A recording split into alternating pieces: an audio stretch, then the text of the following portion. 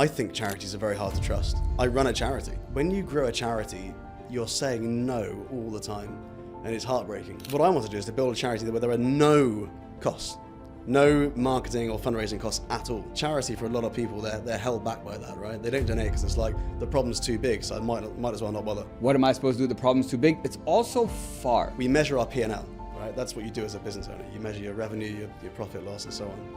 Do you measure impact? Perspective is useless and almost selfish without implementation. I can't change the systemic issues that this country might face, but I can change that individual's experience. What I know, having worked with 50,000 kids around the world, that if you want to influence their decisions, you have to influence their character. People just want to feel useful. How would you define fulfillment? If you seek fulfillment, you probably won't find it. People who chase happiness, I think, often push fulfillment away in the process. And fulfillment is something that makes you feel full at the end of the day, even though you're empty.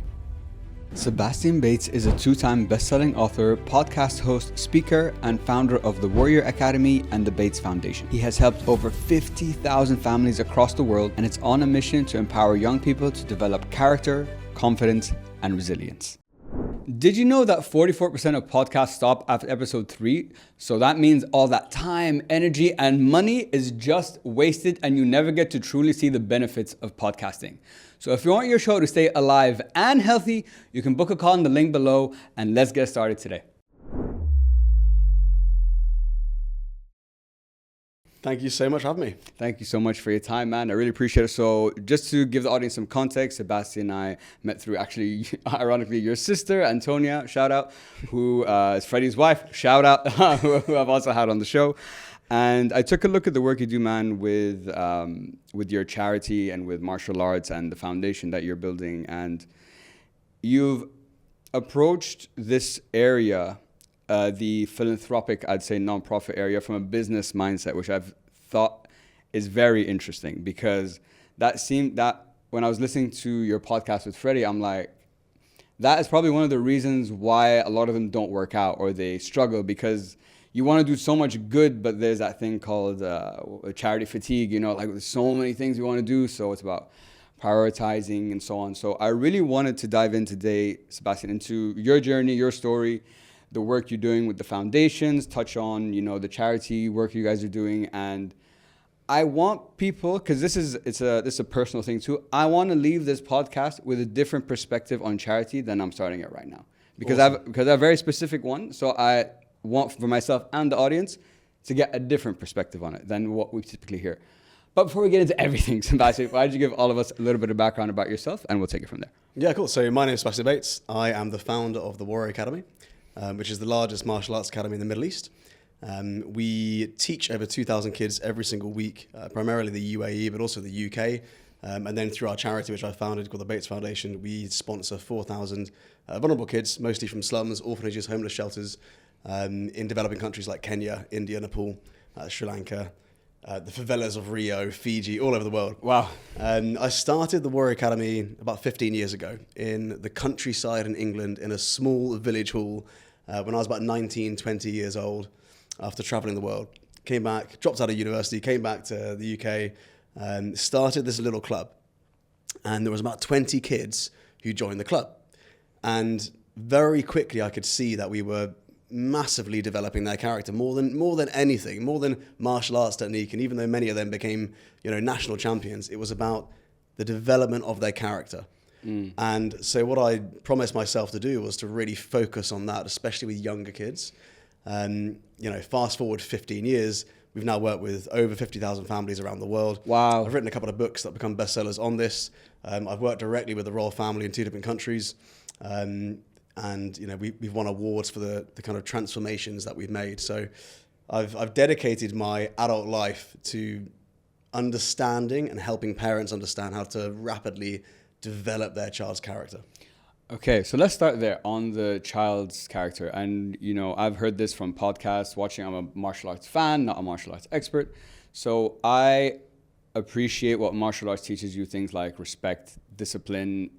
what I love about martial arts is it makes you humble, because anytime you think your ego gets too big and you think, yeah, I'm the shit, I can kick anyone's ass, one guy's going to walk in the gym someday and fuck you up. And that's going to bring you right back down, you know, which I love that arena of continuously being humbled. I think that's such an important thing.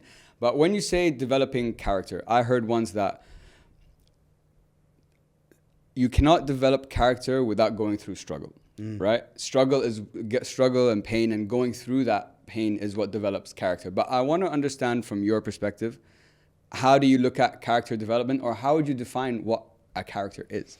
Yeah, I think character development is becoming more and more a buzzword, especially in my industry, right? So when I first came to the Middle East, no one was talking about character development. Now, people all over the Middle East are, you know, saying we focus on character development, all this sort of stuff. But there's no substance or meat to it. They don't really know what it means. That's why we developed what we called character development centers, so CDCs. Okay. So all of our academies are kind of these boutique studios which just focus on character development, using martial arts as a vehicle to do it. So what is character development? The easiest way we've managed to simplify it is what we call the 3 C's: confidence, conduct, and concentration.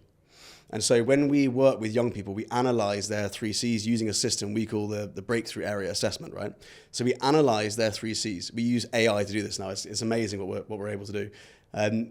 We then find out their levels of conduct, their levels of concentration, and their levels of confidence. You have a baseline to work from. Exactly. Now, if you imagine these are 3 different circles all interlocking, right? What you typically find is a child might have high levels of one and low levels of the other 2. Sure. So a good example of that is your child might have really good conduct or behavior, excellent concentration, but their confidence lacks. Or they might be one of those kids with really high confidence, but bad concentration, or low concentration and low conduct or behavior. A classic ADHD profile kid, right? Sure. So what we do is we first of all highlight what the lowest C is. So in that situation, it could be confidence or it could be conduct. Then we create a 3-month sprint for parents to rapidly develop that single C, and over a period of 6 to 8 years, over a journey we call the black belt journey, raise all 3 C's up to develop what we call a black belt character. Okay. And so we do all that using a 4-step method called Community, Inspire, Challenge, Lead, which is our warrior method, which was published in the book.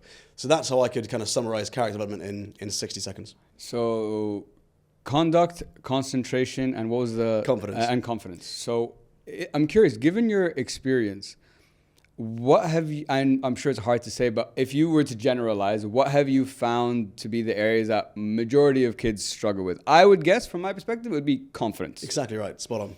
Yeah, and I think even more so with expat kids, because it's such a transient situation they're in. Their friends come and go all the time.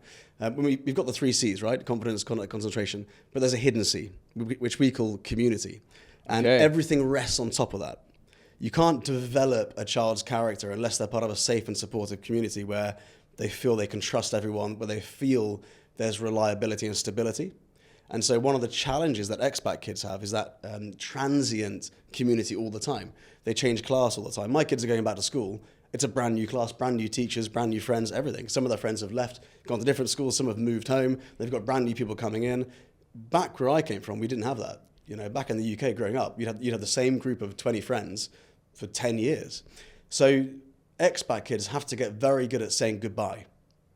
And that instability can, without the right exterior community or solid foundations, create this kind of feeling like they're always a little bit lost or misplaced.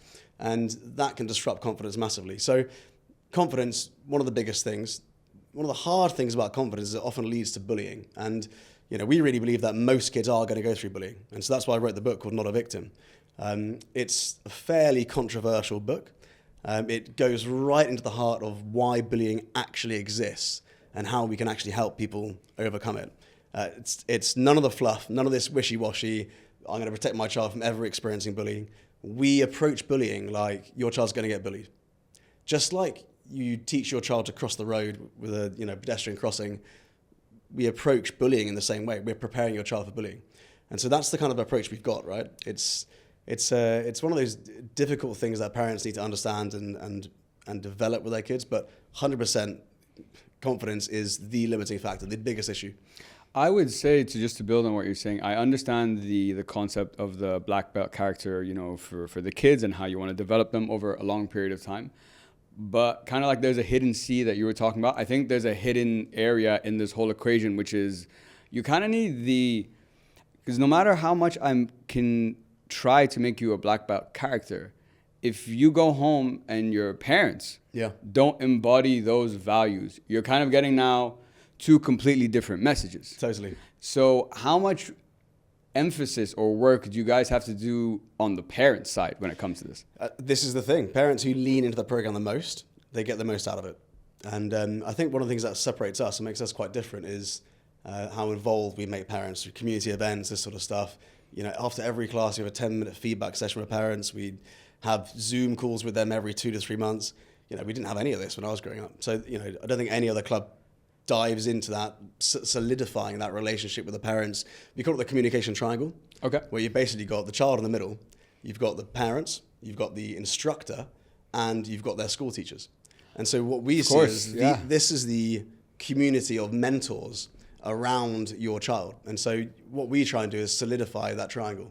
And if you can do that, everyone's leaning in, everyone's trying to get the same thing, and everyone understands what's going on. So if there's a dip in your child's confidence, the instructor, the parent, and the teacher know about it, and they can all work together to improve it. So it's a really holistic approach.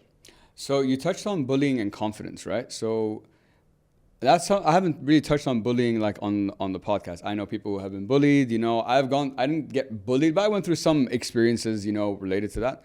And you said confidence is what leads to bullying. Is that did I misunderstand what you're talking about? Yeah, it's a lack of confidence. A lack of confidence can basically make you appear as a victim, so you attract bullying into your life.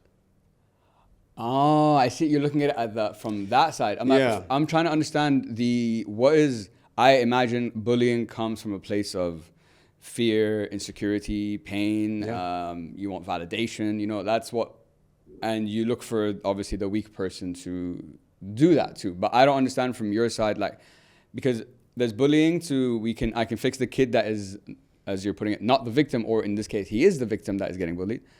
So I can help him. What's the, antidote for that guy?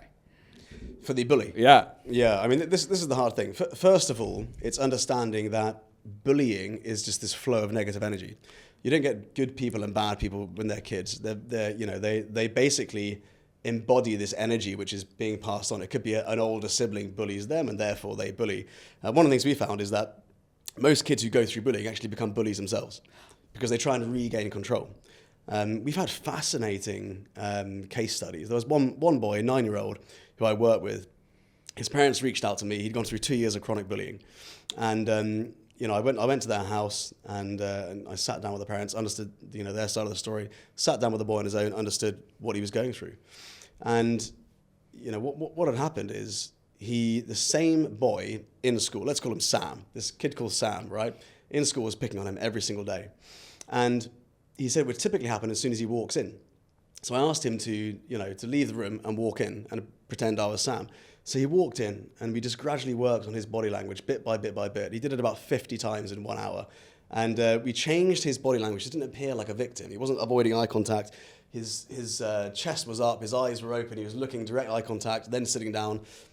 Things like that can massively change the perception the bully has of the victim, right?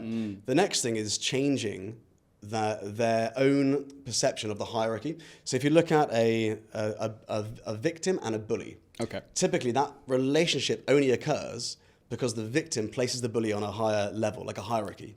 So they walk in, he's like, this person is a higher level than me, and whatever that regard is, right? So the first thing we did is we sat down with him and we said, right, why, what do you think he's going through? And we changed the narrative from he's a big bad bully to this guy is very sad, he's going through some really tough things, and we actually changed it from intimidation to empathy. And so we call this first stage of the not-a-victim system perception, changing the perception of bullying. And it's incredible because this 9-year-old boy went into school the next day, this newfound body language, spoke to him and said, when he started bullying, he said, what's wrong? Why are you acting like this? Is everything okay? Are you sad? Why are you so angry? And this bully just basically broke down. He explained that he was being picked on, and the victim in this situation then mentored his bully through bullying. which I think shows just an extreme level of emotional intelligence. It was so cool to watch. This was over a 2-week period. We stopped that 2-year chronic bullying, right? So the first thing about bullying is understanding that it's a flow of negative energy. People aren't bad people, and you can actually conquer it through understanding, perception change, and empathy. Okay. I'm so happy you brought up empathy, because this is where, and I love the example you gave on, you know, the body language and how the kid was feeling. And you're right, perception is everything. How I look at you is going to make me feel a certain way, regardless of the bullying context, you know. But when you bring it into that, it's probably even, yeah, the point you made about, oh, the victim is the one that has to kind of counter it, in a, like, he has to bring the empathy to that. I'm the kind of person, personally, I'll be very honest, I'm the kind of person that if you fuck with me, I want to do like 10 times that to you, so that you learn to never ever think about doing that again. So when you talk about, obviously empathy is probably the right approach, but there's also a point that you got to put people in the fucking place. Mm-hmm. You know, there's a point that you need to, it's not like, I can try empathy. Let's say empathy first. When is it time for me to fight back? Yeah, and I think there's many layers of fighting back, right? So you can fight back with a sense of humor. One of the best forms of self-defense is a sense of humor. You know, if you find a bully that walks in and they're intimidating and this sort of stuff, you can completely destroy their credibility and social rep by being witty. True. And so one of the best things you can do as a parent, if you want to develop in your kids, is tease them a little bit. And people find it shocking when I say that. But I have banter with my kids from the age of 4 and above, once they understand a little bit, right? And now they give me banter when they're sort of, 5 to 8 years old. And, you might think that's strange, but actually what I'm doing is I'm training them for complex social situations where they can dethrone a bully. Now, the reality is bullies typically pick on people who are less intimidating than them, right?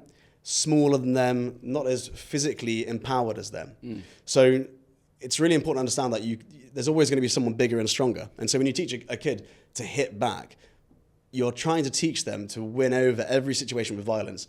And the problem with that is it doesn't always work. Most of the time it doesn't work. Most of the time it either escalates things, either they get in trouble, or they're against someone who's stronger than them anyway. So there are so many other ways to get there. That being said, it's really important that you focus on physically empowering a young person. You've got to physically empower them, because one of the beautiful things about martial arts is you go through this whole system, and even if you're not bigger and stronger, you understand how you can use your body to defend yourself, move another person around, control them, submit them if you need to, but ultimately you can disarm physically an opponent without causing any damage. And you can control the situation physically. And I think that's a really, really powerful aspect of martial arts, because it's so physically empowering. And the cool thing about that is, when people know that you feel comfortable in a situation where you should be stressed, you suddenly feel like less of a target. Because remember what I said, they look for the victim, but when you walk in with that, I'm not stressed. And when someone tries to intimidate you and you're clearly not intimidated, there's a red flag going off, right? It's like, okay, well, this is not a good target for me as a bully. Very, very interesting. I love the point you made about different ways of fighting back. And I think that's such an important point, because there's the empathy thing that we talked about, which is like the nice, thing to do. And then there's my extreme, which is like, fuck you, let's get in on this. And the point you made is true. It could escalate, it could make things worse, you could get in trouble, whatever the case might be. What I appreciate about martial arts is, and where I want to get to at some point in my life, is that last bit, what you talked about. That confidence, just that internal confidence that I can walk around in this world and no matter what happens, I can be okay. And not just I want to have the power to kill you, but I choose not to. Yeah. You know what I'm saying? Like, that's what I love. It's so funny. When you look at guys in general, we've got this kind of ego where we feel like we can defend ourselves from anyone. And it's such bullshit. The stories sorry to interrupt you, Sebastian, bro. The stories I play in my head, I've flip kick jumped him, John Wick, the whole situation. Like, it's all bullshit. I know. Have you ever seen those videos online where they say, do you think you could defend yourself? And then they ask them to shadow box or something for like 60 seconds, and it's terrible, right? And it's like, well, a beginner MMA fighter with 3 months experience training with an average trainer has better chance than 90% of the population. Which is crazy. But most of the population don't train. And so when you spend your entire life around trained killers, you know, guys who have been fighting in Thailand or jiu-jitsu champions or whatever it is, which I've had the honor of kind of training with all over the world, you start to, as you said at the beginning, right? It's very humbling. You know, the reality is I don't feel, even after 20 years of doing this, I don't feel like I can defend myself from everyone. And in actual fact, I'm more likely to de-escalate things now because I know how dangerous things can get and how quickly things can escalate. And so I think that you go into a situation comfortable, that you can control it, but you're very quick to walk away and de-escalate. You don't have the whole ego of, you know, standing face to face with someone and none of you really want to fight. You see like two guys when they're about to fight, their nose is almost touching and they're like, you know, people are shouting, no, don't do it in the background. And it's like, no, these guys, the best thing is that they're just not fighting. Yeah. Because that's not good for any of them. You know, people who study martial arts don't tend to get in that situation. They tend to walk away from it super early.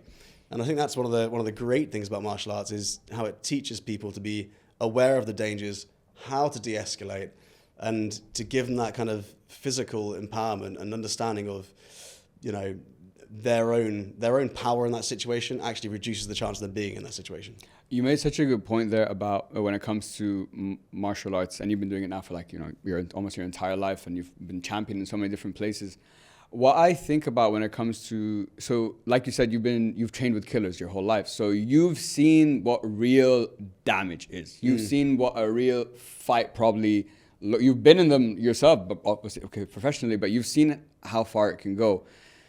And I think a lot of people who haven't had that experience, like myself included, don't understand that. And because we don't understand that, that ego still is there. Yeah. You know, so that's why at least even in my case, I'm trying to go kill that guy. Yeah. You know, I'm trying to go teach this guy a lesson. Yeah. And as soon as you start that journey of martial arts, that ego very quickly dies. Because like within your first couple of sessions, you're like, oh, I am so far behind. Bro, I was earlier today, and guys, this is coming out in like a month, so I'll be a month in from now. So I had my first Muay Thai session today as I was selling Sebastian, and trainer was just like, you know, like we're working, doing pads, you know, footwork, whatever. And then we were doing like the blocks and like the kicks. And he just was like showing me how to kick. So he just gave me like and it was not, I swear to God, maybe it was 1%. Not even 1% of like what a kick probably is. And it was just like a thought. And I'm like, I looked at him, I'm like, oh shit. Yeah. Like that does that? Okay, this is a big problem. You know what I'm saying? And with martial arts though, I'm so curious. It's the thing that humbles you so much. Yet, when you've been a champion, and as a champion, you have to have the mindset that I'm the fucking best. So how do you hold both those things at the same time? You know, the confidence that I am the best in the world, and I've worked my way to be the champion, while at the same time being like, yeah, but I'm not invincible. You know what I'm saying? Because I think it'd be very easy to that to translate into that. I think that people struggle to understand that concept because of what they see in the media. You look at the Conor McGregors, right? This sort of thing, the Floyd Mayweathers. These guys are masters at commercializing the sport and making money from it, right? And so what they want is drama and, you know, all these sort of things, and the press signings, all the stuff they do where they come together to try and create this drama.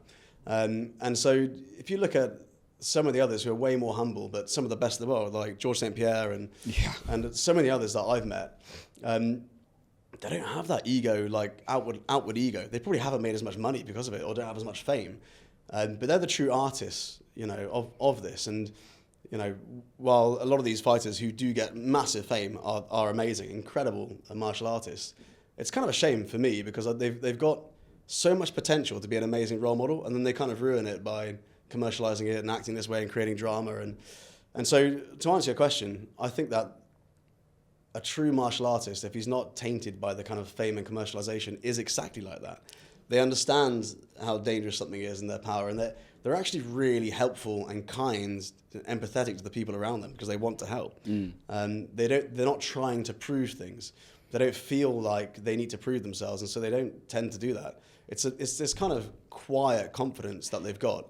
That's the word, quiet. Yeah, exactly. And then they enter a match, and it's like, you know, they've got that killer mindset. but they don't need to be boastful or show off about it. It's crazy to me how like these guys, like the GSPs, whatever that I consider, like GSP is a great example. He's a true like he like studies it, like the John Danahers of the world for jiu-jitsu and like all that.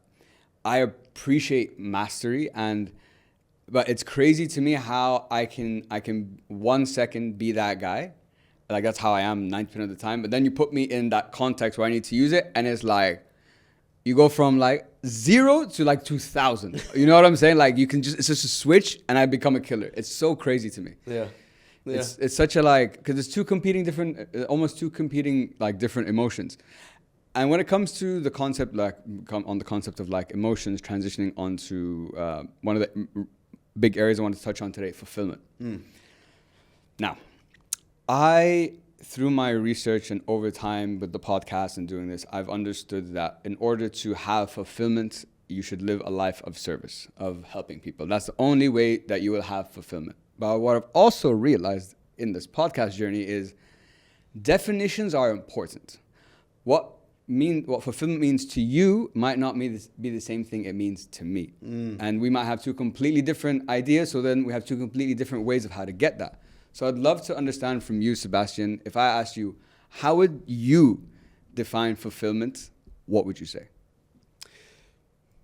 For me personally, I think fulfillment is exploring my true potential to serve those around me, my family, communities, the world, to make an impact in several areas. And I suppose it's true mastery of everything in your life, right? Spiritual, physical, familial, all these areas that basically combine to create a value system that we've all got. For me, it's basically just truly exploring the potential of each thing I've got. And it's so true what you said, that fulfillment is being of service to other people. And the more and more I've, developed a business and a charity, the more I've seen that. People just want to feel useful. It's so funny, isn't it? We're so basic humans. We just want to be useful. And you watch it when people get older and stuff, and they retire, and it's one of the most heartbreaking things, because they lose out on that feeling of making an impact and being useful, and so that's one of the key definitions for me is being of service to others. And I think the beautiful thing about the work I've done is I've had so much fulfillment from the commercial side of this business, right? The Warrior Academy. It's not like I'm doing. I'm not saying being a tax advisor is boring, but it's not like I'm doing accounts and this sort of stuff, right? We're literally transforming young lives. We're getting kids out of bullying. We've had letters from parents who said their children were suicidal, and we saved their life. We've had kids go on to do incredible things in their life, write to us 10 years later, to say that's all because of the classes they had with us. We've had parents after class crying because they're suddenly seeing their kids involved, or having the confidence to make friends at school, or we've seen parents suddenly feel like they've got the support for their children who have got autism. It's life-changing, wholesome, fulfilling stuff that I've spent my entire life doing. Then I started a charity, and that changed everything. It's one thing to build a fulfilling business, but when you have this philanthropic edge to it, like, it just multiplies everything. And one of the things that I'd love to encourage other business owners to do is we measure our P&L, right? That's what you do as a business owner. You measure your revenue, your profit loss, and so on. Do you measure your impact? Because if a lot of people don't, and I wish that wasn't the P&L, right? What if we all looked at business differently?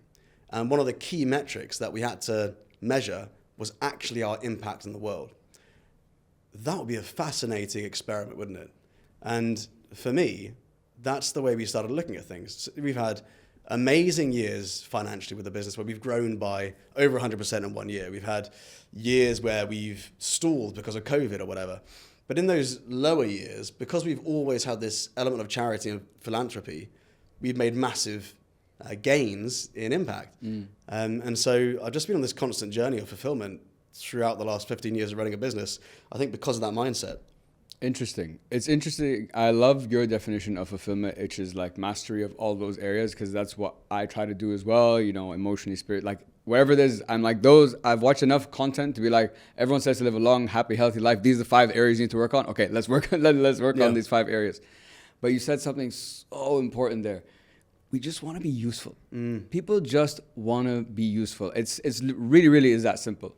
But let's say let me play devil's advocate for a second, and I come to you, I'm like, Sebastian, I don't know how to find fulfillment. What does it feel like? How do I know when I have it? What would you say to someone like me? How can I start getting those answers? Yeah, I think a lot of people, I think if you seek fulfillment, you probably won't find it, right? It's a bit like trying to grab something with a closed fist. You're just going to kind of let these things into your life and evolve. It's a bit like trying to find your niche in a business. You can't just, here's my micro niche and that's what I'm going to do. You've got to let that evolve and find out what comes to you. Sometimes people put so much pressure on trying to find out what the meaning of life is for them, what their purpose is. And I just think that evolves over time. It's by trying loads of things, by really working hard on lots of things. And so would you say though, sorry to interrupt you, but would you say then, I get what you're saying that if you're seeking it, you probably won't find it. But I think in a way, you kind of have to, kind of like what you're saying, you have to go out there to find what that answer is. So yeah, I mean, I don't think we should. There's also a clear difference between happiness and fulfillment, right? Yes, let's touch on that, please. Like for me, happiness is a fleeting emotion. I feel happy very frequently throughout the day, but it doesn't stay there all day. Like my mood goes up and down, not drastically, not erratically. I hope not, but I feel quite stable. But I feel like happiness comes and goes. Sometimes you feel elation, sometimes you feel depression, sometimes you feel sad, happy, angry, and happiness is one of those things. And people who chase happiness, I think, often push fulfillment away in the process. Fulfillment is doing really hard things. Fulfillment is being exhausted. Fulfillment is working to the best of your abilities to a project, not knowing if it's going to go through. Finally, whether that's physical, academic, business, philanthropy, finally it pays off and it works, and you look back and you're proud of what you've done, proud of yourself, even if you're just quietly proud without the whole world knowing. Fulfillment is something that makes you feel full at the end of the day, even though you're empty. Oh, that's the quote. That's exactly what it is right there. But where did this, because you've been doing it for a long time. So where did this philanthropic, I guess, passion come from? Because you've been doing this now. The Warrior Academy was 15 years. I know it was martial arts based, but like you said, there was always that element of, yes, okay, I want to train you how to defend yourself, but it's like you were saying earlier, the character development to help you go through life. Where does that philanthropic passion come from? Yeah, do you know what? I think one part of it is actually growing up in England, and no one really talks about this, and I didn't realize it till I left England. In England, at least in the 90s when I grew up in England, it was very normal for kids to do loads of charity stuff, right? Okay. Yeah, so we would grow up and we would probably every few months do some sort of charity thing where it was a fun run or whatever, and you'd go around and people would sponsor you 20p, 50p a pound. You would do fetes where it's all for charity and this sort of stuff. It was all very normal. So charity is very inbuilt into the kind of British culture. So first of all, it didn't seem like a foreign thing for me. I've got a friend in India, and he doesn't understand why I do charity. He's like, I don't understand. Why is this not a business? Why are you not selling memberships in Kenya? And I'm like, oh, we just do it. So we have this kind of cultural difference. It might just be where he grew up in India, not all of India, but it was just quite a funny cultural difference, which made me think, this is probably not normal for a lot of the world. So I guess that is a fundamental aspect of it. Then there was a big shift. I think after 2 years in business, I felt like I wanted to tie the transactions in our business into some sort of charity donation, so it was systemized. So I used a company called B1G1, buy one, give one. And basically every time someone signed up, we would then donate on, it could be life-saving clean water, education in India, bicycles in Cambodia. I think we bought like 2,000 bikes in Cambodia, all this sort of stuff, which was great. And it was good because we could measure the impact. It was very measurable. We could see the impact, right? 5,000 days of life-saving clean water, 2,000 bikes, all this sort of stuff. The problem is I felt a bit disconnected from it. I didn't feel like I was donating to these kind of charities, but I didn't feel connected to them. And then it all kind of shifted when I was standing in a group of 300 business owners, and I was developing. It was a business mastermind. We were talking about the pitch structure, which was name, same, fame, goal, game. Long story short, game is basically what you want to go and achieve in the world, what your big vision is, right? How you leave people feeling. And for me, when I stood up as a kind of 21-year-old or whatever in front of all these seasoned business owners, I was like, I've got to think of something impressive, but also something I really feel passionate about. So I stood up and I said, we want to sponsor 10,000 orphans every month through our same program. I sat down and I thought, I have no idea how to get there. I can't, we're making £300,000 or £400,000 a year, with a team of 3 or 4. I've basically got a full-time job. This is my full-time job, right? We're not really earning that much. How on earth am I going to pay for 10,000 kids to go through our program? We've only got 400 as it is. And so what we did is we gave 10% of all of our places in the UK to kids who were either referred to us from welfare officers, the military when their parents went away for 6 months, or a children's hospice. So we would sponsor the siblings of kids who were terminally ill. And it lit a fire in our team. They were so passionate about it because they were turning up for work, teaching martial arts, but it was not just to earn an income, to get a salary. They were doing it because they knew they were making this massive impact. And so we did that for several years. I moved to Dubai and we wanted to scale that local impact globally. It was quite difficult in Dubai to do the same thing because a lot of affluent families sent their kids to us. They didn't have the same challenges that a lot of the UK kids had. So I thought, well, what can we do to take this concept, this kind of giving culture that we had in the heart of our organization, and make it global? And I thought, well, we can have our base for our business in the UAE, where we generate most of our revenue, we have most of our students, and then we can spend a large portion of that profit in developing countries where that dollar, dirham, pound will go the furthest. And so I went to Kenya and I went to a homeless shelter in Thika, about 30 minutes out of Nairobi. And there was about 25, 30 boys sitting around me. And we were in a converted pigsty. And these boys, up until 3 to 6 months ago, were living on the street. They were going through substance abuse, addiction. They had run away from authorities, malnutrition. They had burns and scars and scratches all over them. Because of the malnutrition, they were smaller than other kids their size.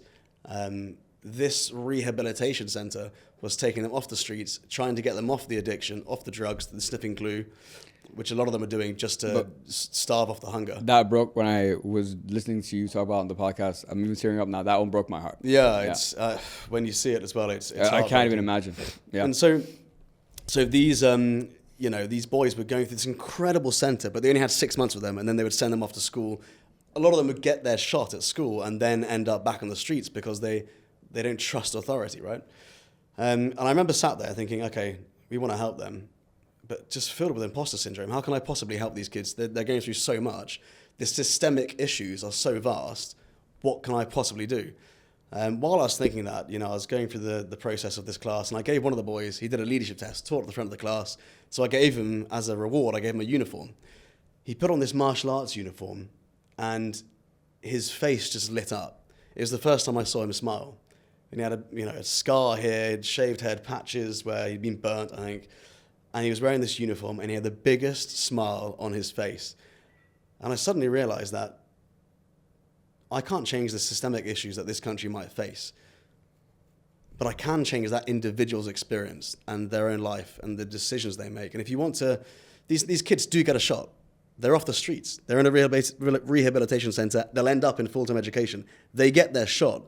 The problem is they make the wrong decisions because of their traumatic past, and they end up back in the same place. And so what I know, having worked with 50,000 kids around the world, that if you want to influence their decisions, you have to influence their character. All of our decisions comes from our character. Absolutely. And so I suddenly realized martial arts was probably the perfect vehicle to meet them where they're at, develop their character, and influence their long-term decisions.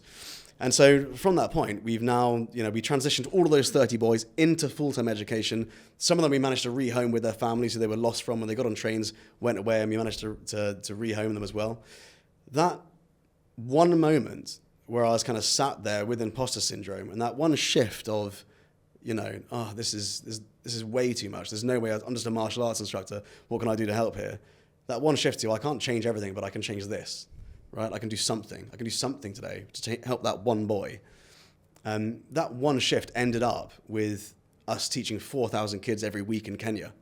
I was there in June. We held the largest martial arts display for an independent organization in history in Eastern Africa. Wow. On record, public record.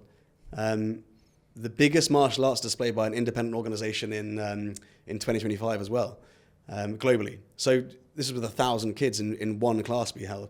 And I was standing on the roof teaching it with one of our instructors, Charlie. Just amazing. And you just think back, that was 3 years ago to where we are now. That little boy influenced that entire transition. And now the charity's evolved and evolved. And so now we don't just teach martial arts. We just like business. One of the things you touched on was how philanthropy is very similar to business, right? And we can talk about that. But one of the first things I would say about that is you don't just create a business with your own ideas. You ask the market what it wants and then you build, right? Otherwise your business typically fails because it's just a romantic idea of what's going to work. Charity is the same. You go in, you find out how you can help, and you build. And then from the back end, you build a product ecosystem to raise money for it. And so when I looked at how that charity's evolved, we started off with the martial arts clubs, but we found out so many kids in the slums were coming to class hungry. And so a lot of them would get one meal a day at school. And so they would come to school, they would get their rice or their porridge or their beans, and a lot of them would bring lunch boxes, take it home and share it with their family. Some of the kids were, they were coming to class, they had no energy to train. I went to one class and there was one kid just asleep at the back. And I was just like, we've got to do something about it. And so I hired a local team. They really got to the bottom of how we can help. And so while I was there with our patrons, those who donate, in Kenya in June, I made the promise to the orphanages and the slum school. I said, look, no kid will come to class hungry. And so we created the food program called No One Comes to Class Hungry. Simple as that. And so they come to class, they now get a meal, and then they get their class. And so we've got an electrolyte company called Electrolixer based in Dubai who donate electrolytes, which makes a huge difference. We've got, because quality of water is so bad as well, so dehydration is an issue. We've then got these meals, and then we've got the class itself. So the ecosystem that the charity's got, both from what it provides as a product, if you like, is evolving because we're asking. And all of that came from that one point where, I got over myself with the imposter syndrome. And I think that a lot of charity for a lot of people, they're held back by that, right? They don't donate because it's like the problem's too big, so I might as well not bother. Thank you. First of all, thank you so much for giving us that context and those stories. It adds so much weight to what the work that you guys do. But that last, you said it earlier and you said it again now, and that is my problem. That's literally how Khaled thinks. I'm like, because it's so if you give me different contexts, I'll give you different answers, right? In the charity example, I'll be like, what am I gonna what can I really do? Whatever. But then someone might come to me and be like, oh, I want to get better at this. I'm like, okay, just a little bit. In the end, it becomes something big. Like every small action makes a difference, and this applies obviously to, like, for example, it makes me think of like recycling and like all this kind of stuff. I'm like, that my mindset, like that question, that is what needs to change. And the issue I find, Sebastian, is, and you touched on it, is a lot of times we're so far removed from that. And you said it earlier, like I was like donating to charity, but I couldn't see the impact. Like for me, I personally, I don't like giving to charity. Because I don't trust it for many reasons. I can't see that final impact. Have I really helped? That's the question that comes to mind. But if you came to me like, Khaled, this is the kid, and this is gonna help him do that, and I can be a part of that journey and help this kid, that's a completely different story. I'm like, yes, I would love to. So, but that is a very what's the word? I think it's very idealistic for me to imagine that everyone's going to have if you want to help as many people as possible, not everyone's going to be able to have that. So that's kind of my take on charity, And I think that's most people's take. Yeah. So I don't feel bad about it. That's just normal. Yeah. I think charities are very hard to trust. I run a charity. That's why I try to build this charity very differently. I think that we've created something quite unique in that I was kind of sick of looking at charities, big charities, and thinking they must spend a fortune on fundraising, on marketing, on operations, on big, salaries for CEOs and this sort of stuff. And I totally get it. You're running basically a business that raises money for charity, right? But typically only about 50, 60%, maybe slightly more, 70% in some organizations, some charities, from the research I've done, actually goes to the project. The rest of it, 30, 40%, is actually on costs, fundraising, marketing. And if you look at most businesses, in order to grow, they need to spend about 10 to 15% on marketing, right? Charities are similar. And so you imagine for every pound you give, 10, 15 pence is going to marketing to get you to spend that pound. And so what I want to do is to build a charity where there are no costs, no marketing or fundraising costs at all. So the charity, when we raise money, I personally, as the founder of the charity, cover any logistics or operational support. So there's none of that. That's the 20%, right? We don't do any of the marketing or fundraising. I just use my network for it. And we've got a group of patrons, about 20 or 30 entrepreneurs who come together. We take them on a 3-year journey where they visit the slums. They go to these places. We hold a big business mastermind with amazing speakers every year. So they've got this amazing community which grows their businesses because they're impact driven and so on. So we don't have this distinction between business bad, charity good. It's like they're both driving together. And that reduces our marketing and fundraising to zero. Any money that we raise goes directly to pay for the instructors who teach the kids, or the food, or the medical kit, or the uniforms, right? Yeah. So 100% goes to it. And so we're just completely transparent with everything, which I think is quite unique. The other side of it, the Warrior Academy, is this massive resource which can support. And so you've got all these amazing members of our team in the Warrior Academy who then use some of their time to help the charity side. So that works really well. And I think that's how we overcome it. And then just to touch on what you said with sometimes the problem feeling so big that it's almost impossible, right? If you were going to climb Everest, you would take your first step and be like, oh my God. Fuck that. this is awful. Why did I probably like me in this triathlon. Yeah. Why am I here? Oh, I've done it again. Why did I sign up for this one? But you don't think like that, right? What you do is you just do one step. You look at today. Today is a big day. We're going to hike 10 kilometers. Okay. We don't look at the whole 10 kilometers of that day. You break it down even more. You look at it like, okay, in the next hour, can I do, 1 kilometer? Cool. Now, that's the way you would approach it with a charity as well. I think that imposter syndrome can feel suffocating. I've sat in rooms with, not necessarily in a building, but outside in the slums with several hundred kids from the slums, most of them starving. And I've stood there and thought, the problem's so big, I'm kind of suffocated by the gravity of this problem. Yeah. The only way that I've been able to overcome that is to think, how many individuals can I make happy today? And just look at it that way. And then the great thing about a charity and even a business is when you're growing it, you want to do everything yourself, you're not going to impact that many people. And so from a very young age, I've developed teams and grown teams. And so my business doesn't rely on me at all. The charity doesn't rely on me at all. We've got incredible heads of departments and instructors and operations managers, and there's a whole network of people who help drive these two entities beyond me. The great thing about that is you do way more and it's more fulfilling, right? Yeah. Because you're sharing that thing with someone else. If it's just me going out there doing it myself, that's great. But if it's me watching my team evolve and their personalities and character evolve because of this idea that I've created, that's so fulfilling. One of the most fulfilling things I found from growing a charity and a business is how it's impacted the character of our team. The character of your team? Yeah, like I've seen some of our instructors go abroad, visit the slums, and come back totally changed. They've got this like fire, this purpose energy, and new maturity, and new emotional intelligence, and it's self-development. It's literally our product now for our instructors, our staff, is the charity. Because if you look at what we do for the kids, we develop their character, right? Now, with our instructors who work for us in the business, we develop their character through the charity. So it's this really cool ecosystem of fulfillment and character development, which is now, it's like full circle. Yeah, and you mentioned something earlier in the conversation, which was, companies talk about when you have a business, there's like CSR or whatever, and you talked about impact.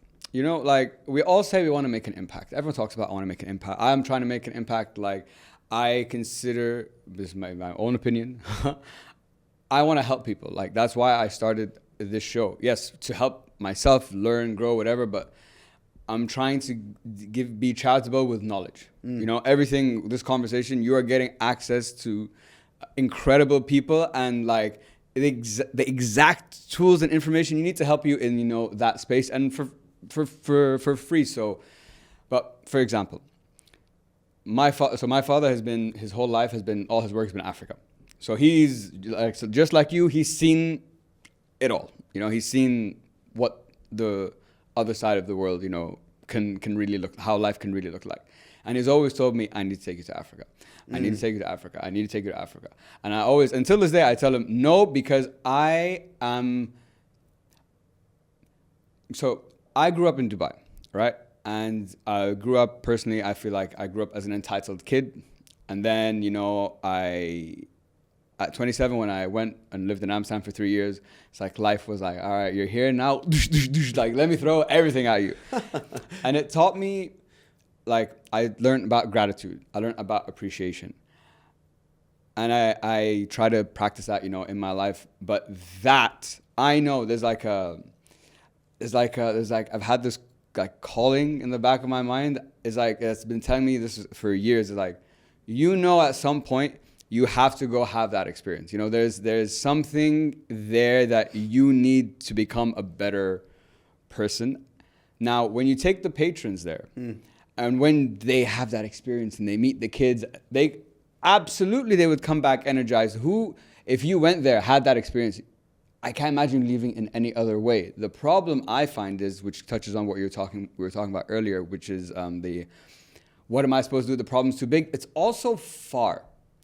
So it's not something I have to deal and face with every day. There's distance. Exactly. So I don't really feel it. So I think the only way to extrapolate this process is hands on the ground and tasting it and experiencing it. But you talk about, when you're talking about scale and you want to make this obviously as big as possible, have as many kids, how do you, because you can't bring 1 million people, you know, as patrons. So how can you get people to start having those experiences and appreciation and wanting to help and like do more when they're so far removed from it? Do you get what I'm saying? Yeah. So there's two ways that we run this with the charity. The first thing is, if you look at our charity product ecosystem, right? The first thing is we've got a community side of what we're doing. So there's two ways you can donate. You can donate £25 every month. That will take a group of 12 kids through an entire year of training and mentoring and food. So for just £25, 300 quid a year, you've mentored 12 kids through our whole program. And with that, we then send you, WhatsApp updates. We send you newsletter, give you, the videos, behind the scenes look of it all. So you are connected. Okay. The patrons, very different. It's this very much an exclusive, unique group. We've got all sorts in there. People who have built and sold multi 8-figure businesses. We've got startups in there. We've got people who have done incredible adventures like racing tuk-tuks across India to raise money for the charity. You wouldn't believe it. An absolutely amazing group. We've had one guy was climbing Everest, came down, signed up on the way down. Amazing human beings in this group from all over the world.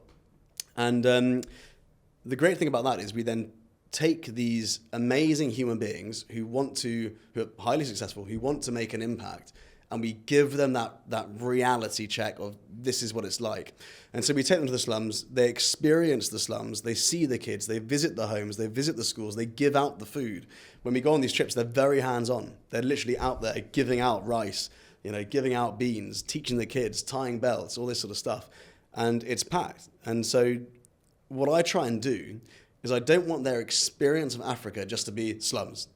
And so what I do is I try and balance it with adventure. Okay. So I call these trips a fusion of impact and adventure.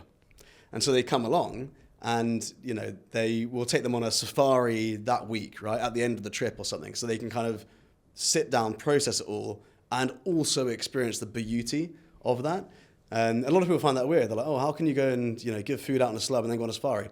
And one of the funny things is I was sat down with a couple of the patrons and some of the kids, and the kids were like, have you seen any of our animals yet? And they were so proud and wanted to show off. We've got lions here and elephants here, and you know, a lot of these guys from Europe, like, I've never even seen that. Oh, you have to go. We're so proud of our culture, and you know, we want you to go and see that. And so you're giving back to the country. And so I try and create this fusion, this balance. But the hardest thing is processing it. You know, when someone who donates money then visits what the reality is, you know, especially for me with or other parents who have kids, you know, I'm there with, I've got 3 kids who are 1, 5 and 8. And, you know, I'm there with kids in the biggest slum in India with polio, same age as my kids. I'm there in a homeless shelter in Kenya. I'm there in teaching a class of drug addicts kids in Nepal on the streets. You know, these things, and these kids are exactly the same age as my kids. And while I'm doing that, my phone will go ding, I look up and it's my kids enjoying their entitled life in Dubai. And it's really hard to balance that. You know, the hard thing is processing it when you come home. And initially I would come home and it would be really hard for me to try and explain to my wife what I've seen. And, you know, I had this overwhelming feeling that life is just so unfair, you know, and I would look at my kids and almost be a bit resentful that they've got all this and other kids don't. And I realized that was the wrong way of doing it, right? And it was like, it wasn't anyone's fault. It was just the journey I had to go on to understand it all. You know, and I think when you grow a charity or scale a charity and you're really boots on the ground doing it like we're doing it, you've got to have a big heart, but you've also got to have tough skin. And so, you know, you've got to be able to process it all and have a system of processing it. And that's what I was trying to teach the patrons, right? So they would come out there and I was like, let's talk about it. Here's what's going to happen when you go home. You're going to feel weird about it, you know, and then it's going to take a week or 2 to kind of hit you. And you know, the most important thing I said to them is, you're going to go home with a new perception, right? Your perspective will totally change and you'll feel so much gratitude for your own life. And I said to them, perspective is useless and almost selfish without implementation. So don't go home and don't do anything about it.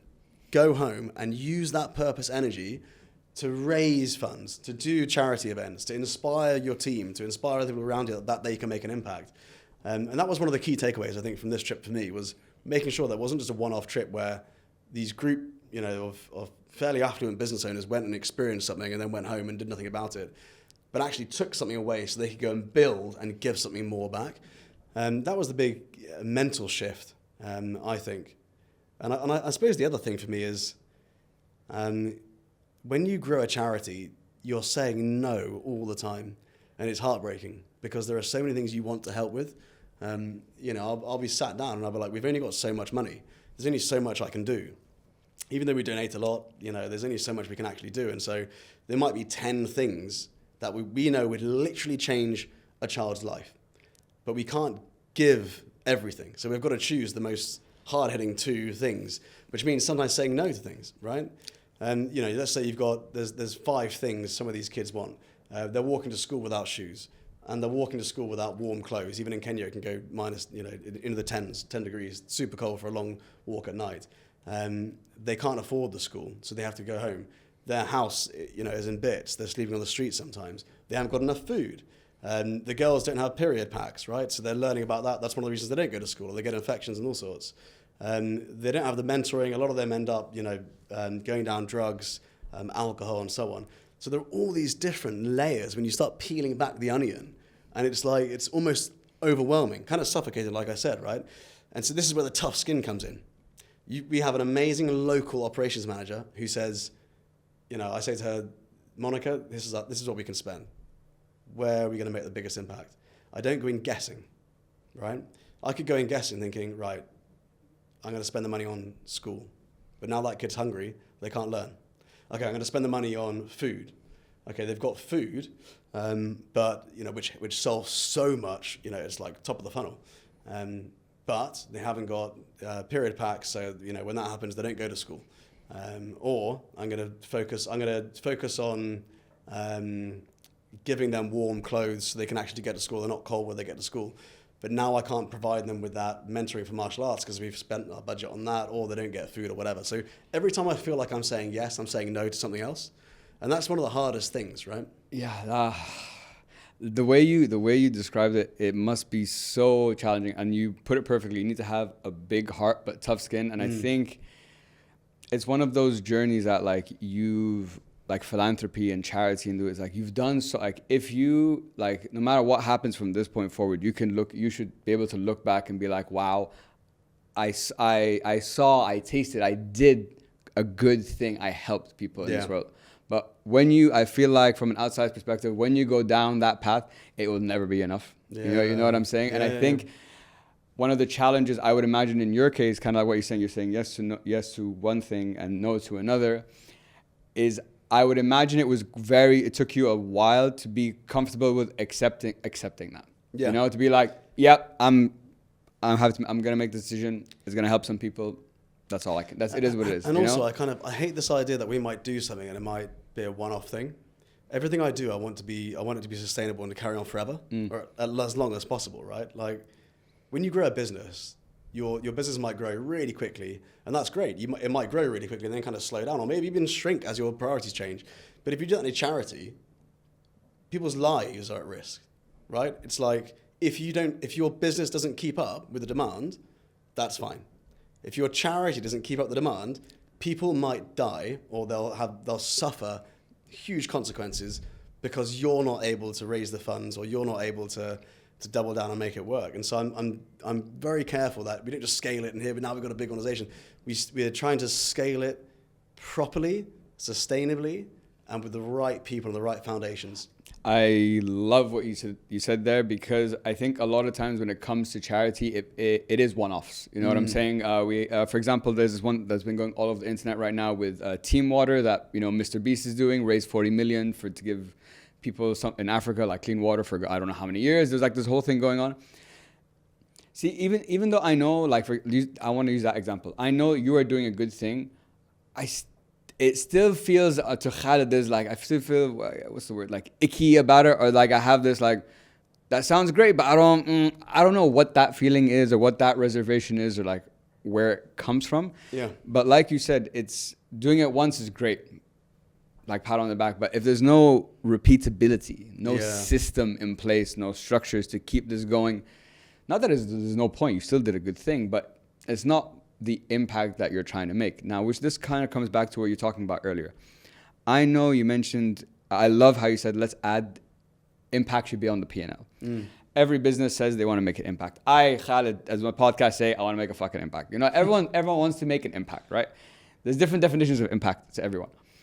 So, and what you guys did was very interesting. The example you gave of, I know you had a big team in the Philippines, and you guys raised 25,000 to feed 25,000 people or something in 24 hours. Yeah. And like out of nowhere, and you guys did that. And then a week later, the business started, and you started being profitable from the beginning. So you are a case study of how impact, philanthropy, helping people can come first before the money and the building the business, whatever. Because typically what we do as people, I believe, is you kind of touched on it before. I also do need to I need to figure my own shit out too. Yeah. Like I need to reach a level, whether it's financially, status, whatever, that I'm comfortable and I can maintain my life. For me to have the freedom to think about putting in more effort into these areas. The problem with that is people don't know when they get to that stage.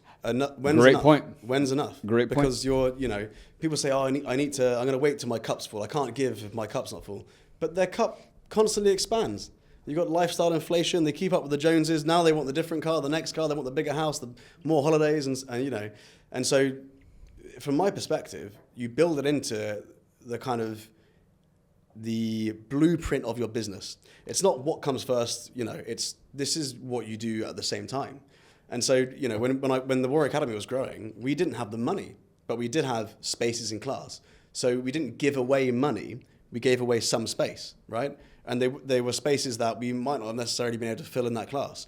And so we managed to give something to help people without spending a fortune. And so it's really important, I think, that you embed it, because otherwise you'll probably never do it.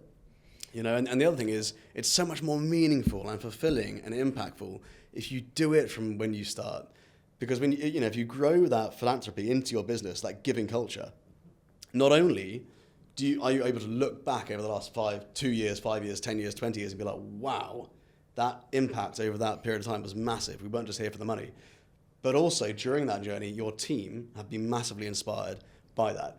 People don't just want to rock up for a salary anymore. They want to be a part of a movement. They want to be a part of something inspiring. They want to feel useful. They want to feel like they are doing something impactful and powerful in the world. Yeah. And it's actually quite difficult for an employee, I think, to feel that. An entrepreneur who has complete governance of what they do, how their business exists and so on, can change the course of direction of everything. An employee doesn't necessarily have the ability to say, right, I'm going to have more impact in my life through my work. They might have to do it outside of work. But if you can give them the tool to reach that fulfillment, I think you see, staff retention improves, happiness improve, and that then trickles over into the commercial side of what you do as well. I love what you said, that it's not what comes first or like either or. It's built into the business, like it's part of the process of how we sell, for example, this product in that chain, for example. And like you said, I think when people feel useful, when you help someone, you want to help more. For example, I don't talk about these things, but like I do it's very small things. Like for example, if a delivery driver comes, I'd be like, it's fucking hot in Dubai. But I'm like, bro, you want cold water? Like, yeah, like it's nothing, but for me, it's something. You get what I'm saying? Yeah. And yeah.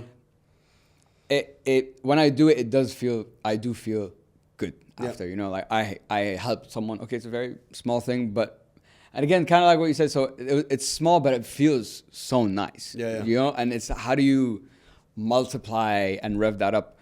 You touched on your kids earlier. So I had a guest on my podcast like a month ago, he used to be an international security specialist, and he was an ex-hostage negotiator. And so he's been across the Middle East for 20 years in the most crazy situations. He's seen, some messed up things, I'm sure, just like you have. And then he became a father. And I look at you guys, and you've done different things. So he said, so now he helps fathers, takes all his years of being like a hostage negotiator, help you learn how to be a father, emotional regulation, connection, whatever, very super focused on child development, taking all that into that. And he said, Khalid, once I had a kid, I couldn't give that part of myself to someone else anymore. I had to give it. I wanted to give it to my kid. In your example, what's interesting is you're doing both. You're still out there doing all that, but at the same time, obviously you're there for your kids. So the question I start to think about is, and you touched on earlier, like, oh, why should they have this life and whatever. So from the kids aspect, how do you, I guess, manage that? Because obviously your kids are your number one priority, but this is also, if families here with the work you're doing and helping so many people and the importance and the risk of it, it's probably right under. Do you get what I'm saying? So how do you, I guess, balance that internally for yourself? You don't try and do everything yourself. I very quickly, pretty much as soon as I had kids, I started to massively outsource things. So I was only focusing on high value tasks. Okay. I spend way more time with my kids every day than I do in the business. And I think that would surprise a lot of people. We go on long holidays together where we spend hours together every day. I take my kids to martial arts several times a week. What did you start them with? Which one? With Warrior Academy. Oh, okay, so straight in. Okay, yeah. Well, my of course. I'm like, I know a place. I've heard they're pretty good. Yeah. But no, so it's a priority for me and it's such a fulfilling thing to do. Like as soon as you become a dad, being able to pour your time into it, it's amazing. My kids are growing up in a house where entrepreneurship and philanthropy are a normal part of what we do, right? I grew up in a house where my dad was in the army, my mum was in the NHS, the health service. So 2 government jobs. I didn't see philanthropy or entrepreneurship much growing up, right? I think the only entrepreneur I saw was the owner of the post office in the village, which is more like a sole trader type job. So I didn't really meet or understand entrepreneurship. I kind of evolved into it from a very young age. I couldn't fit the normal narrative of school, uni, work. And so, when I look at then my kids and I'm like, the influence they've got in their life, plus how the world's evolving, they've got access to their dad so much. I have breakfast with them every day. I have dinner with them every day. I take them for walks every day. I'm there with them. I'm there to push them through dangerous activities that their mum hates that I do with them, like skiing fast down hills or climbing trees they shouldn't be climbing, or jumping into the sea from the top of a boat or a cliff or something. This is the sort of the dad energy, right? Or the masculine energy helps to get them outside of their comfort zone. That's very much what I do with them. And so I'm a very present dad. Yeah. What has, sorry to interrupt you, but I'm curious, how has being a father and fatherhood, because this is interesting, because you have these programs around the world, you go in it with food, with character development, with all these things. So you have all these things happening across the world, and you're doing all this at home with your kids. So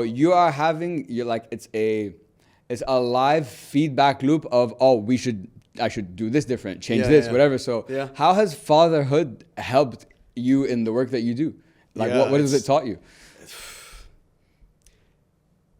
I had worked with so many kids before I had kids that I understood the fundamentals of what it was like to, what kids need, what it's like to raise them, the challenges they go through. I had mentored so many kids myself. So I was great with kids, right? Especially the kind of 7 to 9 year old age gap, especially boys of that age and so on, because I was that, right? But then when you have kids, it's like you're in the trenches. It's totally different. Now you get it. It's like, you can give advice, but until you haven't slept for 3 days, you've got a son with ADHD, a newborn, and you've got another daughter who's very, particular about certain things. They've all got their different quirks, and you've got to try and balance everything while also a business that's growing. And I think empathy for other parents that actually come to our academy, because I get it. I know where they're coming from.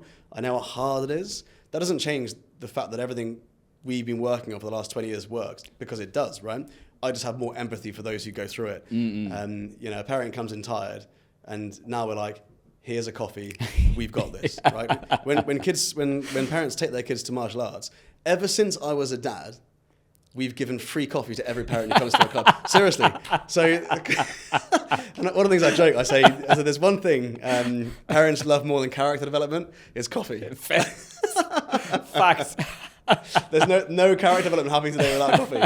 But yeah, jokes aside, it's one of those things where you just meet parents where they're at, right? And so it's helped me refine our product in the Warrior Academy, because I've been that parent who's been so disappointed, taking their kids to clubs all over Dubai, dance, gymnastics, all sorts of football, and I've just been like, wow, I've been so let down by the service, the customer service, the quality of the education, the one-on-one tuition that they actually get, that it's just pushed us to really focus on making a service, a product that's even better. And I think we've created something very, very unique because I've been the customer, right?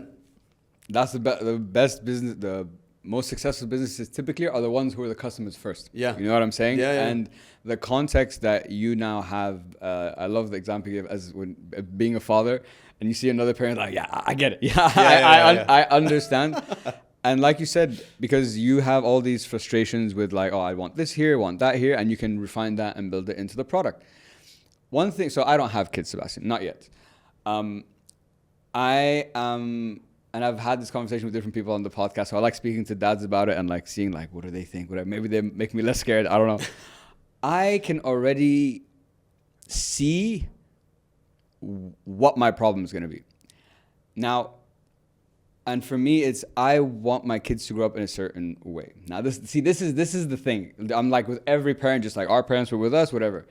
I want you to. It's like, how do I give you the structure for you to have the fluidity to do what you want? You get what I'm saying? Like things that are very important to me, like you should always want to improve appreciation, gratitude, kindness, like belief in yourself. These are things that I learned very late in my life, and it was very painful learning it at 28 rather than starting having these things at like 3, 4, 5, ingrained in you as you grow up. So, and I can already see like how I could be as a father, and I'm like, okay, how do I be that but not have the negative outcome that will create? So yeah, it's such a mindfuck to me. Yeah, I mean, it's a beautiful journey of self-development. Having kids, it changes people. You go from being self-serving to having to be completely selfless. A part of you lives outside of your body forever, and you just have to look after these tiny little innocent things. I was an extreme sports athlete, base jumping 500 base jumps around the world, almost died doing it. I was pushing it hard. There was about 30 of us in the world doing it at that level. My daughter was born, and I remember holding this tiny little thing, that big. She was a few weeks early, and I just thought, if I carry on doing what I'm doing, this little tiny human being won't have a dad. And so, I gave up that selfish sport, and you give up a lot, but you get so much more from it by giving. And so that fulfillment comes from serving. And so one of the things I would say is if you're worried about how you're going to raise your kids, you can't raise your kids. They're not cattle. You raise cows, sheep, you cultivate the human spirit. You can do what you can to give them the foundation, the values, but ultimately you borrow your kids and then you let them go. And so you've got these like 10, 15 years where you can try and cement your values and show them the right way, but you're cultivating the human spirit. You can't trap it, put it in a box and say, this is how you live forever. You can just do your best to guide them, right? And so one of the things that I would say, if there's any entrepreneurs watching this, is raising kids is a lot like growing a business, right? So when you grow a business or when you raise kids, it starts off with this very young, fragile thing, which you basically got to keep alive, right? And if you don't feed a baby every 2 or 3 hours, it's not going to work out, right? Same with a business, right? Yeah. You need to be there every single phone call, sweeping the floor, doing the accounting. You're wearing 10 hats. You're a Swiss Army knife. When you're raising kids, it's the same. You're on everything. Gradually, as they grow up, they start to be influenced by more people around. You bring on a team, right? In the business, you have a team of people who then influence the business. Your kid goes through adolescence. And then slowly your role as a parent moves from caregiver to mentor. In the same way that I've kind of experienced growing a business now, we're approaching 8 figures, close to 100 staff. I go from caregiver, I'm on everything, to now I'm like a mentor. So every few months I'll check in and I'll be like, this is our values, this is where we're at. I'm always there, right? If you need me, I'm always there. A little tweak here, I come in, change that. Same with kids, right? So it's with kids, as they grow up, they get past the adolescent stage, they still want to go back to mum and dad for guidance, right? You're still the mum and dad. You're still the founders. And so it's, you know what I mean? But you cultivate them. And the beautiful thing about human beings is it's boring to raise a child and they're exactly like you, I think. I think it's much more fun you get given this spark of life and it's this human fire and you do what you can to influence it and then you let it go and you just see what happens based on the best knowledge you had at the time to do your best to kind of cultivate that human spirit. That's how I look at it. And so, I very much don't think that I'm raising my kids on my own. I'm trying to build the right infrastructure around them. What did Bruce Lee say? Bruce Lee said, don't try and give your kids everything you never had. Try and teach them everything you were never taught. And, I think that when I look at legacy for me isn't what I will leave my kids when I die. I don't think I'll give them anything. Because, if I've taught my kids right, they'll be able to earn everything themselves. And B, because if I give them everything, they'll become entitled and they'll probably lose it within 2 or 3 generations. And so my view is legacy is not what I leave them with, but it's what I leave inside them. And that's education. Man, so many things of what you said there, were just aha moments to me. Like when you talked about you borrow your kids, I'm like, I've never heard someone say that before, yeah. but it's so true. And I like how you came across it. Like you're not raised, like it's not like, that's the problem. In my mind, in order for you to learn these things, I would have to give you like a system process. You know what I'm saying? And my guest that I mentioned, and you said the same thing. He's like, the hardest thing, Khaled, when I became a dad was the selflessness. Yeah. That you have to accept that you're going to be doing everything in your power and you're going to get zero appreciation for it. And you'll be happy. And yeah, exactly. You're every year for Christmas, you'll get black socks. But you'll be happy because it's not about you anymore. You get joy watching. Yeah. You get more joy giving stuff away than you do, doing it yourself. It's so true. Yeah. It's funny though, isn't it? But it's that's life, right? And it's amazing to kind of watch how people change and evolve. I would also say one of the biggest lessons I've learned in life, and I try and draw parallels between business and children and raising kids. cultivating kids is is easy to say. Is life is a process of learning to let go, and the best parents I know are those who have learned to let go of their own ideals of what their kids should be, of their own ideals of how life's going to pan out for them, what their personality should be like, of how much law and order they've got to have all the time. And you need to have strong morals and conviction and discipline at home, don't get me wrong, but you've got to also let go of this concept that everything's got to be perfect, right? And have high standards, but learn to let go. And the same in business. Like if you're a business owner and you're watching this and you're like, how do I scale? And you've got 2 or 3 people in your team, and you've been stuck there for 3 or 4 years, it's because you haven't learned the lesson of how to let go. You've got to appreciate the fact that you might outsource your whole role, and the person you give it to, you might do it 20% less efficient. But that then means you can go and create 3 or 4 more other roles. And that is the process of scaling a business, right? And then you refine it, you go back, and then you bring them back up. And if you're lucky, you might find someone who does a better job than you. Yeah. Every now and again, you find these A players who come in and you're like, God, that's way better than I was doing. And so really learning to let go is just such a fundamental lesson in business and parenting. Yeah, that's so spot on, Sebastian. Like that is, when you said that, I'm like, that's it. That only when it comes to my business, when I think about kids, is my ability to let go is I think the area that I'm currently going through the most, like struggling with. Because when it comes to now, since we're on the entrepreneurship side and building a business, I've been having this debate in my mind for the last couple months. I always wanted to do my own thing, but I never necessarily wanted to build a business. So for the past year, the business has grown, it's been doing well. I'm still at a stage that I don't need full time. Yeah, I have someone that I work with consistently for, projects and so on like a retainer, but I don't have employees. What I learned, kind of like what you said though, is if you want to go far, you need people, you need scale, right? And I'm like, so there's half of me that's like, okay, I want this to be as big as possible, right? But what I've realized through this experience as basically a solopreneur is I think the freedom I have as a solopreneur means more. Yeah. But that's going to come at a price, right? So choosing this comes at a price, and choosing I'd say full freedom comes at a price, and choosing this comes at a price. I've got a great friend called Jason Greystone, and his whole business is about this. It's called Always Free. I'll get him on the podcast if you like. Yeah, please. He's just written a book about it. Incredible guy. And his, what he explains is that people get so lost in thinking scaling is happiness that they lose freedom, and they actually have less freedom because they're chasing.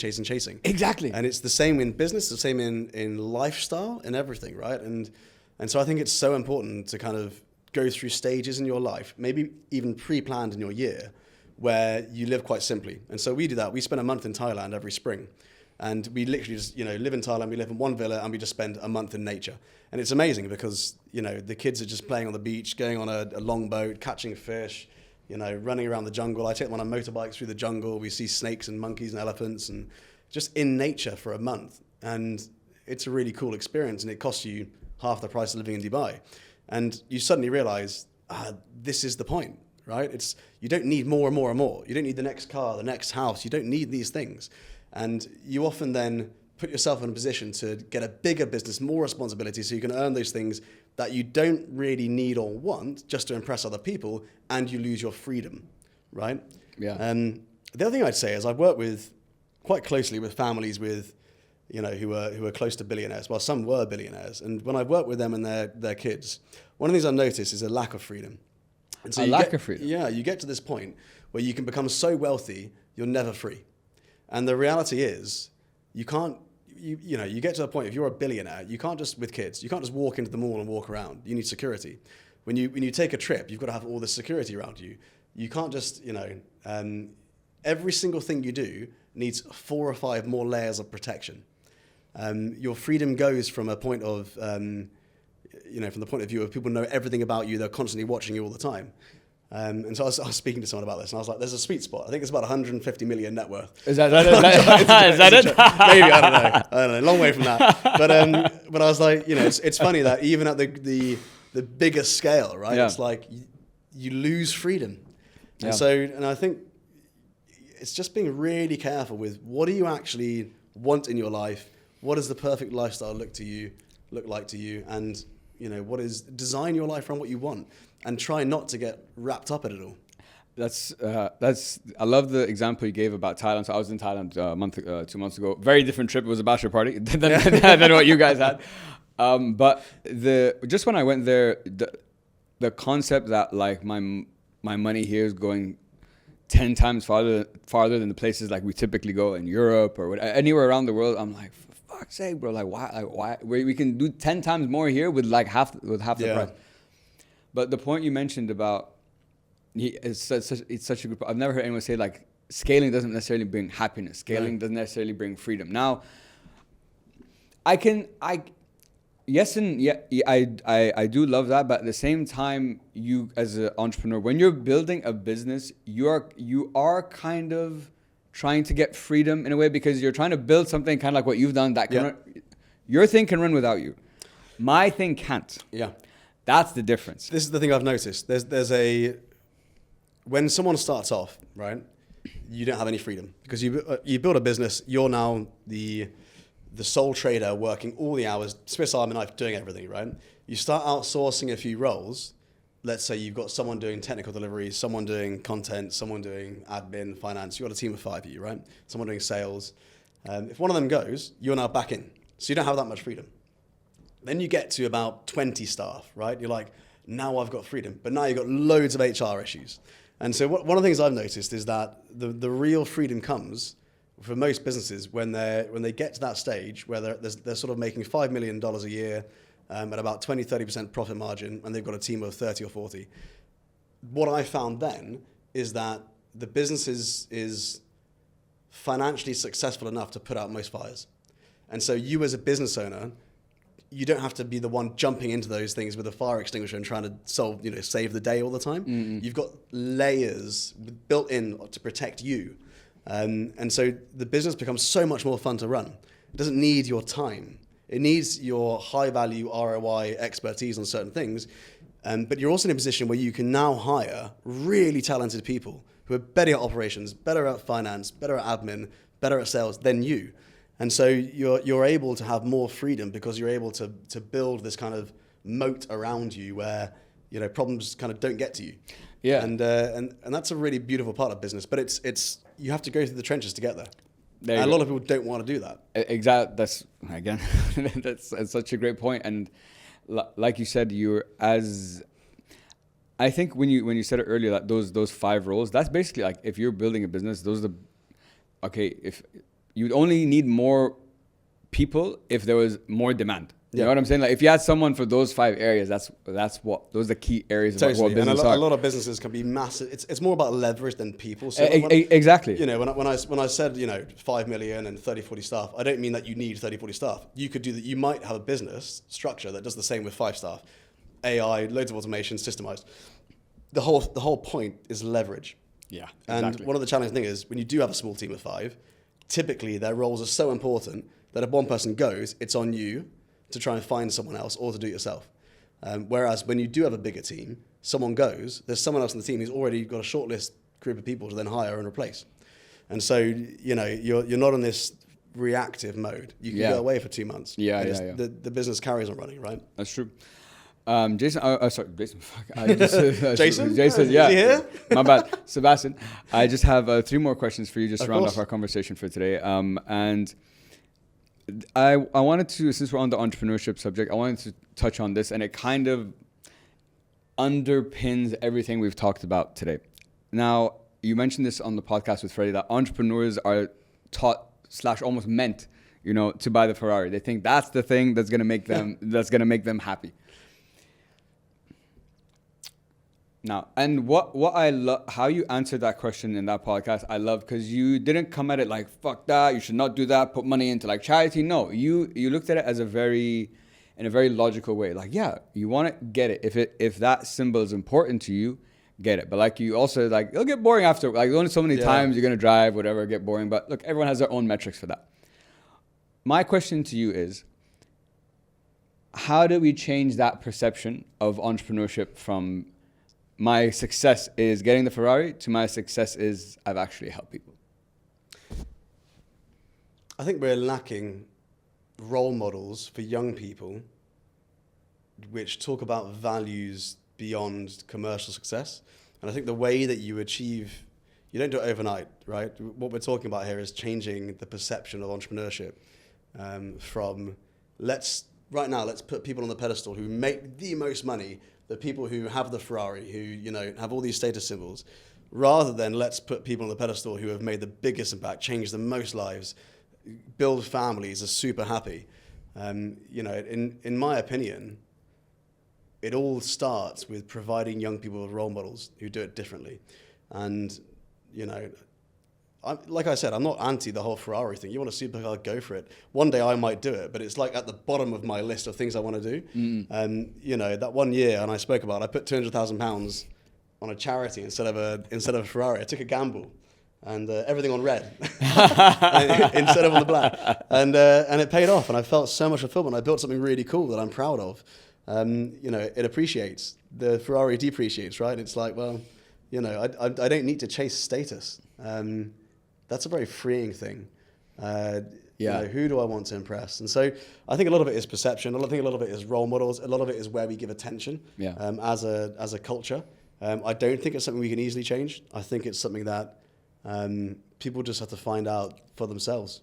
And I guess you made such a good point that not only is there probably not enough good role models, the point you made about typically when you're speaking to younger people or even like anyone in general, the success is always commercial based, right? Yeah. And I read a book, I think it's one of these, I can't remember which one, that was talking about how to define success, because everyone has a different definition of success. And what it said in the book, which is what I really resonated and I try to live by, I fail a fuckload, but I'm trying, you know, is because you can't control other people. You can't control certain outcomes. Like you took that 200,000 bet. It paid off amazing, but that could have also went bad. But I can control my behaviors. I can control how I speak, how I come across, how I think. And that is what success could be, you know.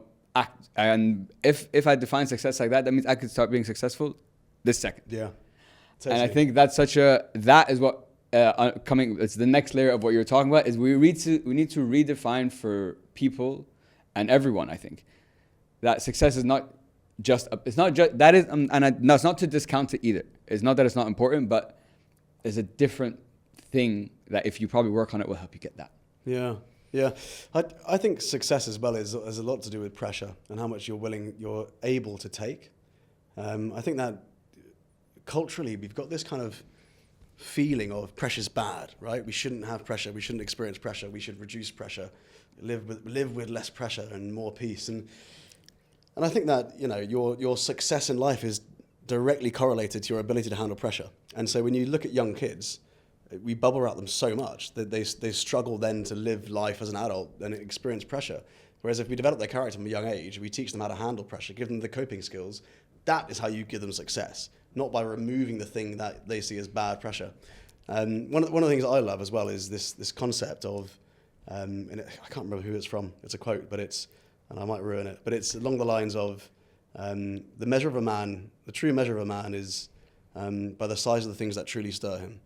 Right, basically how reactive you are to big problems. That's the way I interpret it, right? And so what I've learned through entrepreneurship and I guess parenting is I've learned to be less reactive over problems and more centered and more in control of my emotions. Emotions are great and you should feel every spectrum of emotions, but you control your emotions, they don't control you. And I think that as you go through this self-development journey, you just become better and better and better at it, right? Yeah. You don't get so anxious or worried or concerned about things because you've learned this process of how to let go. You were more in control of your emotions. You're more centered, more grounded. So for me, success is all about learning to let go, handling pressure, and managing your emotions. That last one is honestly for me like... my goal in life is to master that you know, that aspect, because like when I look at someone like, for example, like Sadhguru, if you're familiar with him. He's like, and the way he talks, like no matter people talk about how could you say this, whatever, he's like, yeah, let it happen. So Yeah. I mean, I'm just like, I want that, I want that peace, but this by not getting too excited about the ups as well, because that's one of the hard things. Is like, you can say, okay, don't get too excited, don't get too upset when things go badly, but don't get too excited when leave some in the tank, right? Like experience the elation and emotion of success and happiness, but don't let it make you into a fool.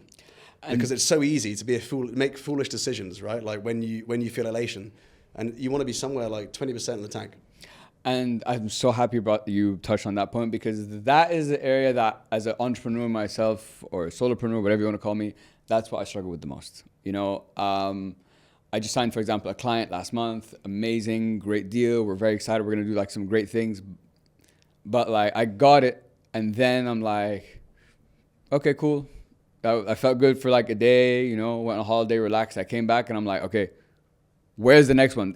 Now that I have it, I don't appreciate it as much. You know what I'm saying? Yeah. And my mind's already on the next thing, because I need more and more. And I was sitting with my father the other day and I was asking him, I'm like, what's the number? You know what I'm saying? Like, what's the number that I need as Khalid to live the life that I want and to be able to do kind of the things that you do with your family? I just want to get to a stage. I think this is what success would look like to me. Mm-hmm. If I can get to a stage that tomorrow we can pick up our bags, we want to go travel, and we can go travel, and for as long as we want and do what we want, that is what success looks like to me. But that number, I don't know what that is, and I think you need to have if you don't have some type of guideline, you're never gonna be happy. I'm just gonna keep chasing. You need to work towards something. It also helps to have everything taken away from you. Like in COVID, we had built a business that was, doing really well, making over $1 million a year, and then we lost everything overnight. And suddenly it was, all the schools were shut down, all of our clubs were shut down. We had to start from scratch. And that process of losing everything makes you realize you don't need anything, right? You could so easily just have the basics. And so, it's like a forced grounding experiment. You can go on holiday to Thailand instead. It's much more, I recommend that, right? But so, going through something like that and then understanding how resilient you are and how you can overcome something so difficult as that. Yeah. It makes you then look at things like recessions, just like you can get over that, and you feel empowered as an entrepreneur that you're more resilient, you've got more grit. Yeah. One of the UFC champions, he said recently, he's like, pressure's a privilege. And when he said that, I'm like, I really like that, because even if you step outside your comfort zone, like one thing, and even if you fuck up, at least for me personally, I can speak as Khalid, when I do those things, like how I feel after, like, wow, it's such a like drive. I'm like, doesn't matter what happened, but I just did it. Yeah. You know what I'm saying? Yeah. And it kind of touches on, I wanted to, you mentioned the highs, the lows, the managing, how do you appreciate it? When it comes to entrepreneurship, what I've realized is it's, and kind of like what you have with, what you talked about with parenting, how you learn to just let go, and these problems are, I heard this a lot from my friends who are parents. Like any problem I tell them, they're like, bro, fuck, this is nothing compared to what we deal with at home. How do we now move forward and help people learn, help people find their way to make an impact? Because I think that's what's very important. We talked about, I need to have something I need to have something, like, I can run the rat race, I can accelerate in my career, whatever, but I'm going to wake up one day in like my 40s or 50s and be like, where the fuck am I? Like, what did I do? Yes, I made money. Yes, I have these like accomplishments from like a business, but what did I do? I'm not happy anymore. Like I didn't do the things I would have always wanted to do. You know what I'm saying? Yeah, I think that you've got to have micro doses of experiencing it, right? And so, I think people can experience that full on firsthand, and make a huge change to their life, or they can experience it by starting to look around them and do little things like you said, giving water to delivery drivers, or but certainly with the Patreon program, what we're doing, we're making that huge shift, right? We're giving people the ability to do that. It's not that they are doing it with their own skill set in their own business. They can do that separately, but they go on a 3-year journey with us, where the promise of that 3-year journey for patrons is we change the way that you look at yourself and your life. the world and your place within it. And realizing that entrepreneurship is this incredible tool for bringing you and other people fulfillment, right? And what is entrepreneurship? Well, it kind of goes back to the very beginning where you asked me, what is it I want out of life, and what is fulfillment to me? And I think that entrepreneurship is really just exploring our human potential to serve other people. Yeah. Right. And so, and I think, like I said, the Patreon program is this very unique experience, 3-year journey where we basically give people that in a box. And I love that you've made it. The fact that it's 3 years is significant. It's not this is a process. It's going to take time, because as you know, any person, change takes time. You can make small, quick, big changes now, but what I've learned is for your mindset or your perspective to change, it sometimes does take time. It sometimes might need 4 or 5 conversations about the same thing, and the 5th guy said it in that way, and you're like, no, there you go. Which is why I love doing this podcast, because every week I get to sit down and have these conversations, so I just get this shit all the time. Sebastian, for my last 2 questions, these are questions I ask all my guests. First of all, looking back at your life, either personally or professionally, when I ask you the question, what are you most proud of for yourself? What would you say? I'm most proud of the fact that I've overcome huge obstacles when everyone said I couldn't. I think that one of the things I'm most proud of is learning to walk when I was told I could never walk again. So that's selfishly. And then I'm most proud of my kids. And I think just creating kind, empathetic, driven, courageous kids. One of my biggest values is courage. Everything is downstream from courage, right? On all the floors of all the Warrior Academy and all our dojos, we have a slogan, courage earns confidence. And it's one of those things that if you give a child courage, they will then put themselves in situations where they are out of their comfort zone to grow their confidence, right? And so I'm proud of how courageous my kids are. I think kids is something that a lot of people mention on the podcast. Of course, they're so proud of their kids. But the point that you made on the personal level of, I think, being told you're never going to walk again and be like, fuck you, and doing it. Yeah. There is no, when you go, what I've realized in my experience, because in Amsterdam, bro, I got hit with everything. I got scammed, broken into, robbed, lost jobs, relationship. It was all of life, good and bad, in a nice little 3-year bubble. You know what I'm saying? And accelerated course. But it kind of touches on what this experience that you had, and what I'm talking about is when you go through those experiences and they suck, it's not that they're nice. Now, though, because you've gone through it and you've overcome it, there's an internal kind of quiet confidence that we were talking about today, with martial arts, that you're no matter what, I'll figure it out. Yeah. I don't know how, when, might take years, might be this, but I know now that I can figure it out. Yeah. And I think that is so massive. And for my last question, what is the message you'd like everyone to take home with them today? The message for everyone to take home with them today, I'm guessing most of your audience are entrepreneurs, business owners probably. I would challenge the way that they look at success, right? A lot of our conversations have been about fulfillment, success. I would ask them to do an exercise where they look back over the last 12 months and they try and find a way to actually measure their impact. That could be a number. That could be a number of people. It could be a number of things that they've done. It could be a figure they've donated or not donated. How can you measure impact? Now, most people, 90%, won't be able to measure it. And so the challenge I give business owners now is to create a system where they can measure it. And I think, I'm guessing defining what that impact is also, finding out what unique gift you want to give. Yeah. Right. And your business might already be making an impact, but how are you actually measuring it? Once you understand that, it's something you can scale. There you go. Well, Sebastian, this has been, such a fucking fantastic conversation. There's so many areas that I haven't talked about before that I'm interested in now, that I'm going through. So to sit with someone who has had these experiences as well and is doing what you're doing has been so fun. I've learned so much from you today, and I'm sure anyone watching this can take a lot away. If people want to work with you, reach out with you, connect, donate, where can we get in touch? So just find me on Instagram, seb.bates, or on LinkedIn, Sebastian Bates. You go to sebastianbates.com, or you can go to thebatesfoundation.com. Done. We'll make sure to put all of those in the show notes. Sebastian, man, this has been a fucking pleasure. Thank you so much. Thank you so much, mate. Guys, everyone listening, thank you so much for your time. Please make sure to like, follow, share, and subscribe to the podcast. I hope it helps pod on all channels. And as always, guys, hope it helps. Peace. Yeah. Awesome, man. That was awesome, man. I enjoyed that. Thank you, bro. And that's another episode in the bag, guys. Thank you so much for tuning in. I really appreciate it. As I mentioned at the beginning of this video, podcasting is like this massive jigsaw puzzle, and my job is to help you find that missing piece. So if you're someone who's looking to launch their own podcast or take their podcast to the next level, you can book a call today and let's get started. TikTok.